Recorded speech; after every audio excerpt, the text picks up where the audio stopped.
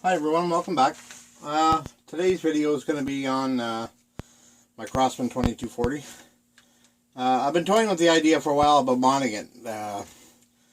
Just do it yourself type mod, do it at home so I don't have to spend any money.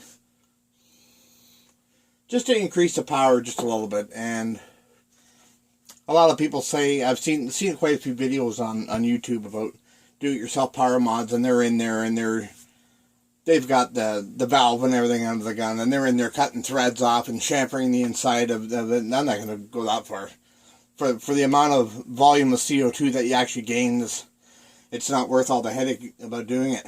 But the one way to increase your velocity, and I guess I've been told it's between 40 and 60 feet per second, or I think it's a 10% increase in velocity, is you do something with your hammer spring.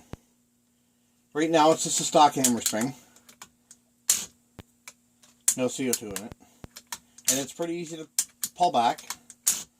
So I'm going to just take the hammer spring out. I've already had this gun apart and I've already made a part for it, but I had to do all that because I didn't want to make a video showing me making a part. It would have been too long. I have this little piece right here that I stuck in my drill press. It's a screw. It's a machine screw that was solid. About that long, it was solid all the way up, and the thread started about 1.25 inches above the solid piece. So it fits perfectly in the back end cap here, and I cut it down, so I probably got, maybe 1/4 inch there. I'm just going to try it. And I'm going to be shooting into a phone book. And the first part of this video is I'm going to put a pellet into this phone book stock. And then after I do the mod, I'll shoot the top target with stock and the bottom target with the mod. And we'll see if there's any sort of increase.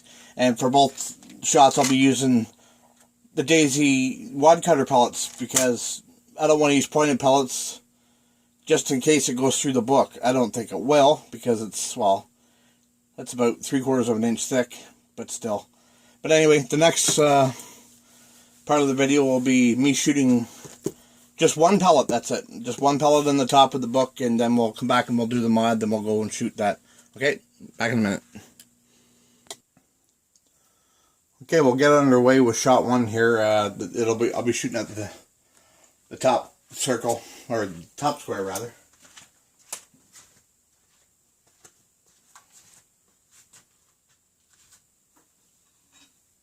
Stock mod shot number one. Oh, there's only going to be one anyway.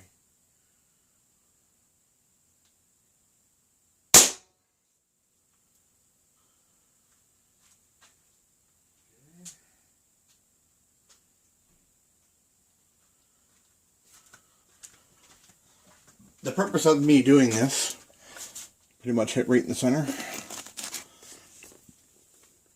See, it did not go through, but I'm curious to see how far it did go through. But the purpose of me doing this is to see how many pages the stock mod will go through, or rather, how far the stock gun. Let me regroup here and rethink what I want to say. How far the pellet will go through the book, or how many pages I can get out of it without the mod. And then I'm going to shoot one pellet with the mod, and we'll see how that goes. See how many pages we go through with that. But I'll take you in the other room and I'll show you what I'm doing. Back in a minute. Okay, we're back in my other room here.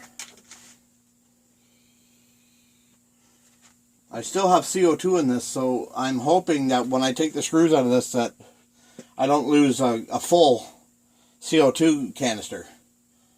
I don't think I will lose anything, but you never know. If I do, I do. There's nothing I can do about it. Take the screws out in here. Take the top screw out first.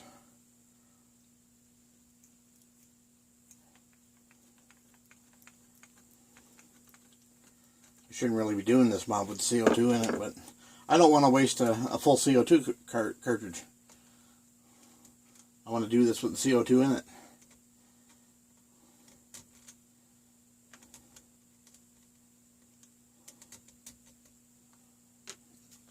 Flip it over now.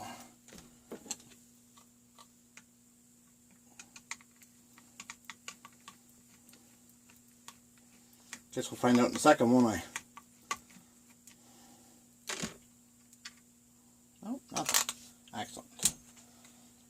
I was toying with the idea of just putting a 1377 or a 2289 spring in this.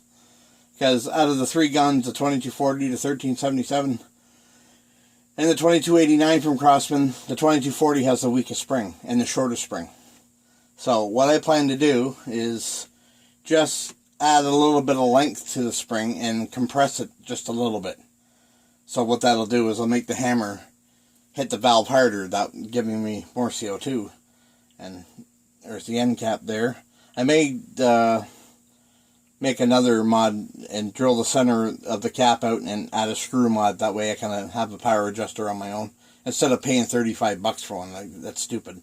See that screw fits right inside of there. No problems. And the spring just fits, it just snugs itself over it. So we'll just put that back in the gun.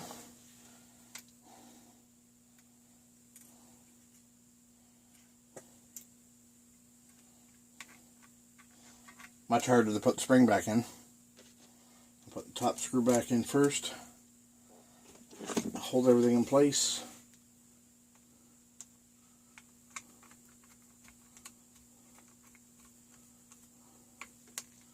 I really don't need to do a power mod to this gun, but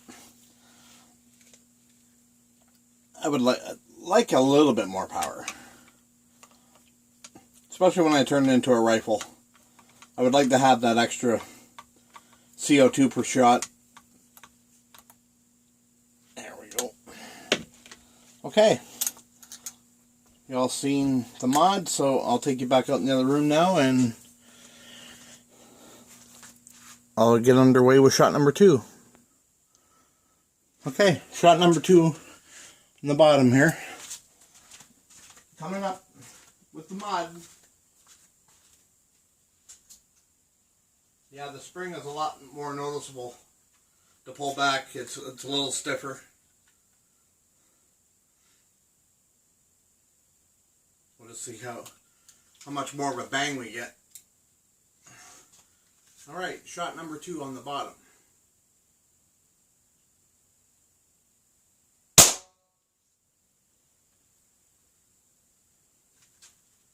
Didn't really notice all that much.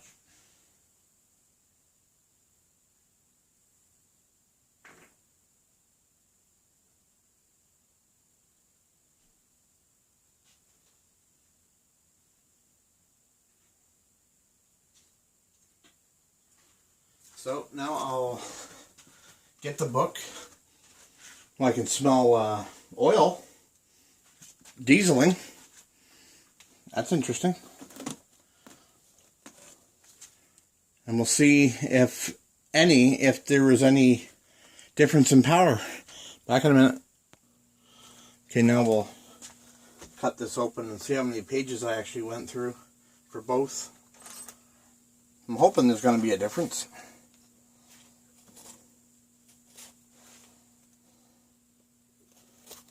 If not, you can always play around with it and see how many or what other mods I can do to increase the power.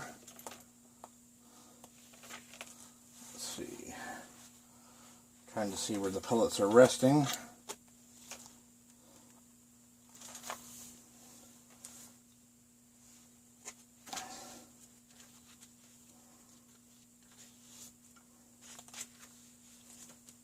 Nothing yet.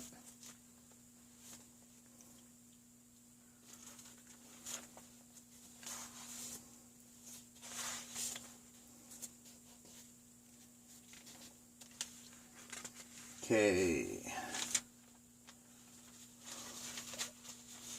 Looking for a rip right there.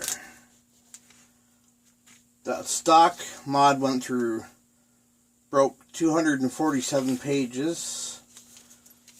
The mod broke through. Now by breakthrough I mean actually with enough force to rip the paper, not where the pellet rested. 265. So what's that, a 17, 18 page difference? Wow. Let's just see where they both ended up.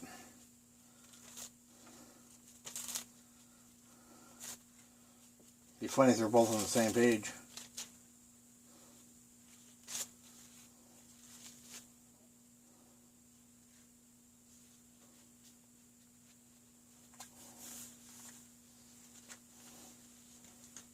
Okay.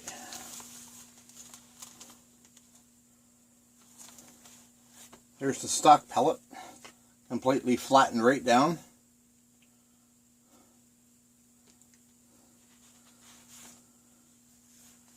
Now I'm interested to see the modded pellet.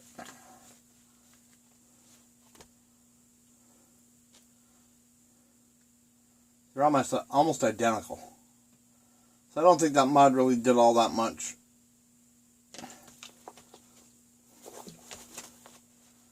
Well, I guess I'll try something else to increase it. Anyway, thanks for watching.